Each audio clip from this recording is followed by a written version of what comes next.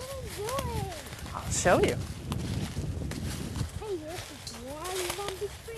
St. Louis has its arch, Saratoga has its springs, and Staten Island has its very own spaghetti tree. Yes, Staten Island, New York is home to marinara sauce and could be called the Palace of Puttanesca, but indeed we do have our very own homegrown spaghetti tree. These people have discovered it, they've brought their colanders along, and they're ready to go and cook it all up. Sesamounus iridescens, the spaghetti tree. This is a topic close to my heart. I've studied this tree for many years. At first, people thought it must have been a hoax, but it appeared for the first time in the mid-50s in a small village off of Lake Lugano called Ticino. The word spread from Italy to Switzerland and then ultimately to the United Kingdom just after the Second World War in the mid-50s. And I'm so happy to hear that there's a spaghetti tree on Staten Island. The way I really think that we can see a spaghetti tree popping up in more areas other than Staten Island is the North African swallow.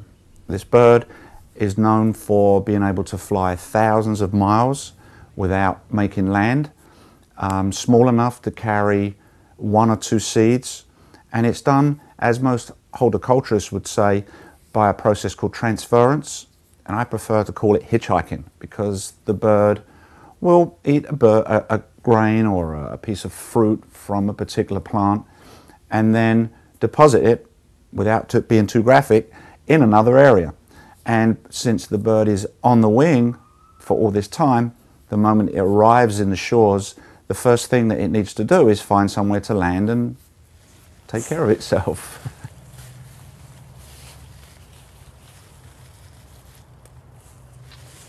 Good, put it in there.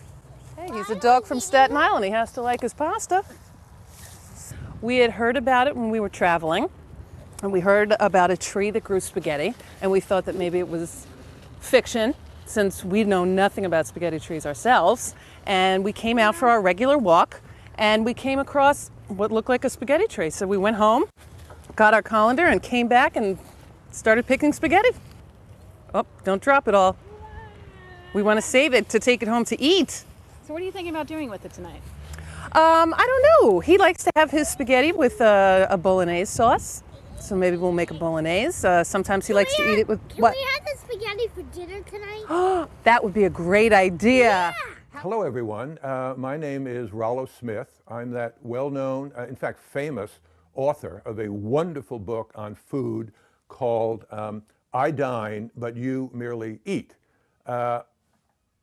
Yes, it's a fairly small book. Yes, that's true. And in fact, it's actually out of print. So I just wanted to say how thrilled I am that we have discovered a spaghetti tree here on Staten Island. This is indeed a rare event.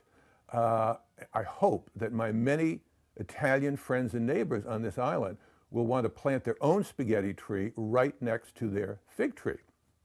Oh yes, one more thing.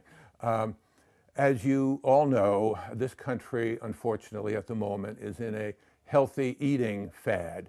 And so what I've done is to go back to my arboretum and work on creating a whole wheat pasta tree, which I hope to tell you more about in the near future.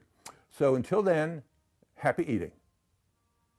I'm so pleased that there is something a little bit more out here than Chinese food and pizza. There's spaghetti trees, something that's homegrown on this island. So with that, Pamela Silvestri with the Staten Island Advanced Food Section.